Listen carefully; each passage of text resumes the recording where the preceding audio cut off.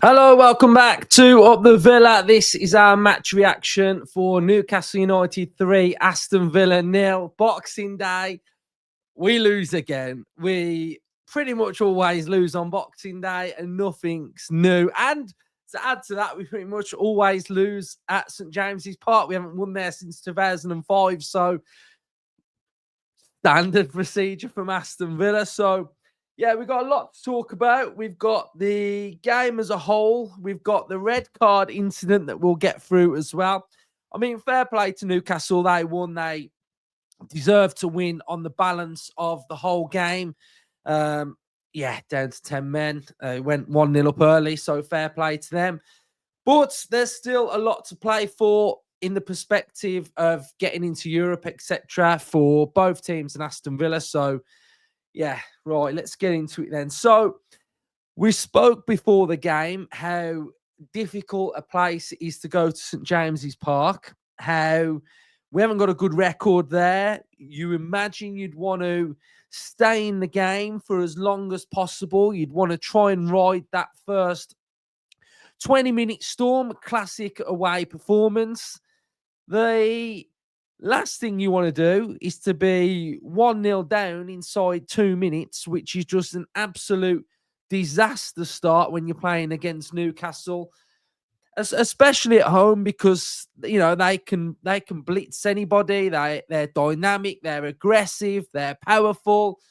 The atmosphere of the crowd can get up and can get at you, and it's intense. So yeah, you just don't want to be 1-0 down, and Aston Villa see themselves 1-0 down inside 2 minutes. And, you know, I don't always like to blame the last person when you're looking at a goal. You've got to go further back than that. But there's two moments within this first goal that we can avoid. Boubacar Kamara, he's tried to chest it, he's tried to flick it, he's lost the ball on the halfway line.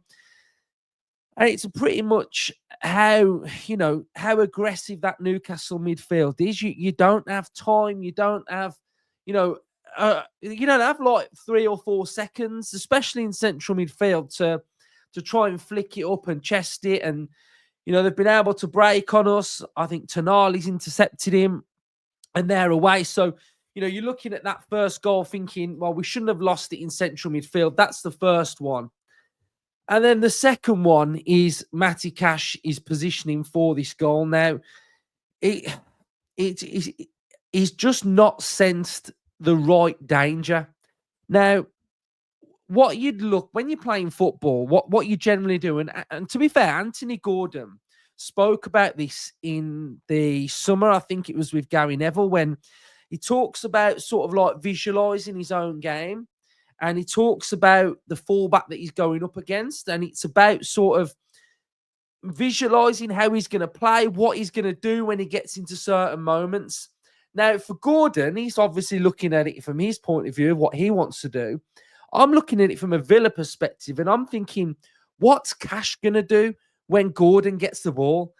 And he's got to be visualizing what he wants to do. Now, the problem for Cash is that he's got a runner, hasn't he, Cash? So Cash is in two minds here. And Cash is thinking, does he go with the fullback here? Or does he go and engage Gordon through there? He makes the wrong decision, because the major threat here is really Gordon. And I feel like he should have tried to shut Gordon down more. You could probably say there's not much cover either. So, you know, they have got a 2v1 over here anyway, which isn't ideal for Villa. What you'd want to have is you'd want to have John McGinn, who was playing on that right-hand side, that's going to be help covering. Because we've been dispossessed in central midfield, it's meant that we're in this situation here. And I'm not taking anything away from Gordon, because it's a, you know, it's a class finish. But from Cash's point of view, he's made the wrong decision. He's made the wrong decision for me. And then after that, I thought we were all right. We started to grow into it a little bit. We started to get a bit of possession. We started to look pretty decent on the ball. We'd got a Tielemans ball to McGinn, which was pretty decent. We'd got a, you know, an area of the game where we kind of sort of tried to get to grips with our possession. And then we get the Duran red card. Now, this episode is going to go it's going to go two ways.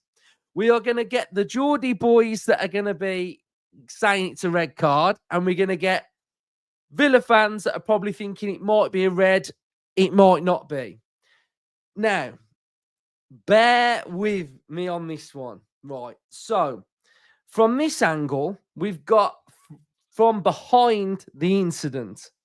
And there's one major thing that is really important when we're looking at what happens in this goal.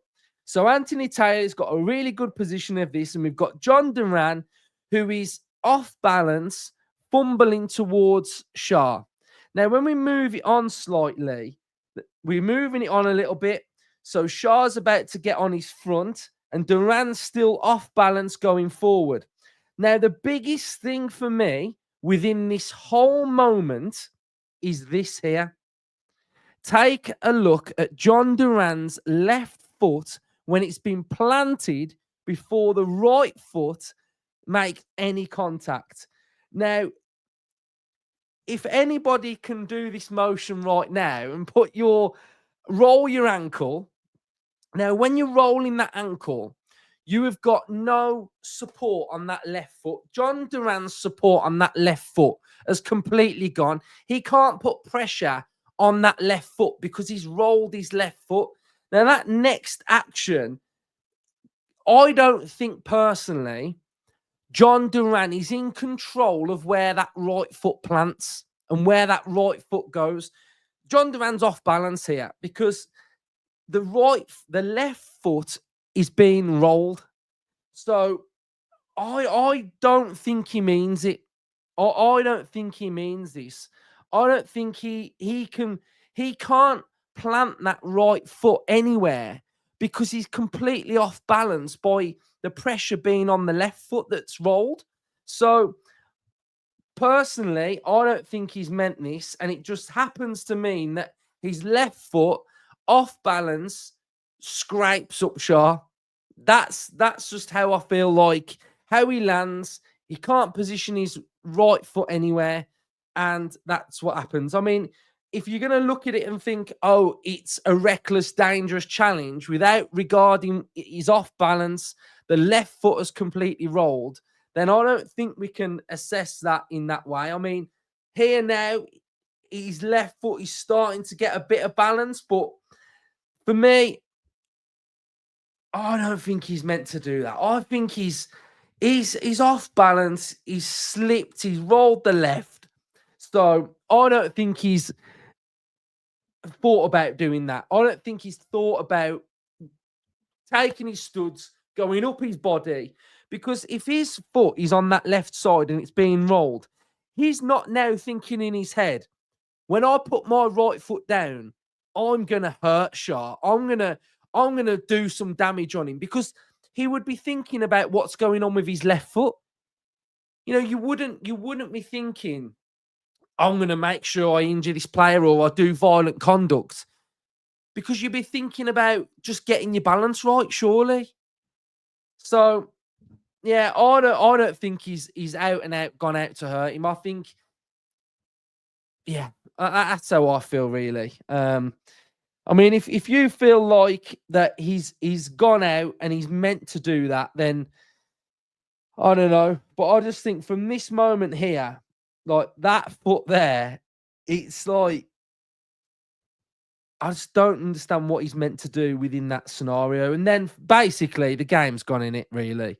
Villa are going to struggle to win that game. We're going to struggle to get back into it, you know, against a team that are a good team, that are in and around us, that are going for like the same ambitions that we are. You know, you've got to see that game out. Newcastle score a second, and it was like a classic red card goal, weren't it? You just slice through, and then Onana's give the ball away. Joelinton, really good finish. So, you know, the scoreline that Newcastle thoroughly deserved it. But from a Villa point of view, 1-0 down after 2 minutes at St James's Park. I mean, come on. Like, you are asking for trouble to start like that. You are asking for trouble. It's 5 losses in a row away from home for Aston Villa. Newcastle have moved a point above Aston Villa now, so they're above us now for the first time in quite a while. So we're just gonna have to see how this little battle goes now, really. But yeah, I mean, from a Villa point of view, like I said, you can't really analyse this too much, really, to be fair. I mean, 1-0 down after 2 minutes, a red card. You're never going to win that game. You're never going to get back into it. But we did have some like little moments in the second half. The Pau header. We showed a bit of fight. We saw Nedeljkovic come on. Bailey came on. Watkins was on. Barkley was on. So we was able to rest in the second half a few players, take them off, let some players get back into it. And we've got another game now on Monday. So Villa fans, let me know your thoughts on how you thought the game was. I'm going to keep it short and sweet, and it's Boxing Day, isn't it? So everybody, go and enjoy your Boxing Day. We'll dust ourselves down. We'll be back on Monday against Brighton. Up the Villa.